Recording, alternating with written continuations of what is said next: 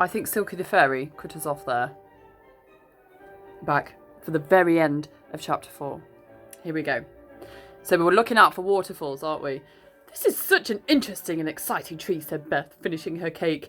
Joe, I think we ought to go now, or we'll never get to the top. Goodbye, Silky. We'll come and see you again another day. Do, said Silky. I like to have new friends. They all left the dear little round room in the tree and began to climb once more. Not long after they heard a peculiar noise. It sounded like an aeroplane. But there can't be an aeroplane in this tree, said Joe as he peered all around. And then he saw what was making the noise. A funny old gnome sat in a deck chair on a broad branch, his mouth wide open, his eyes fast shut, snoring hard. It's Mr. What's-his-name, said Beth. What a noise he makes. Mind, remember, we're not allowed to wake him. Shall I put a cherry in his mouth and see what happens? asked Joe, who was always ready for a bit of mischief.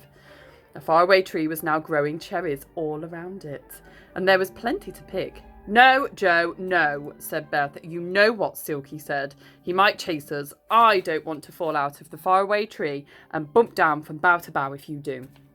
So they all crept past Mr. What's-his-name and went on climbing up and up. For a long time, nothing happened except when the wind blew in the tree. The children did not pass any more houses or windows in the tree, and then they heard another noise, a rather peculiar one. They listened. It sounded like a waterfall. Shh, and suddenly Joe guessed what it was. It's Dame Wash-a-Lot throwing out her dirty water, he yelled. Look out, Beth, look out, Franny. Down the trunk of the tree poured a lot of blue, soapy water. Joe dodged it.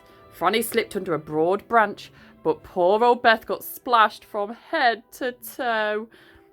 Oh, how she shouted.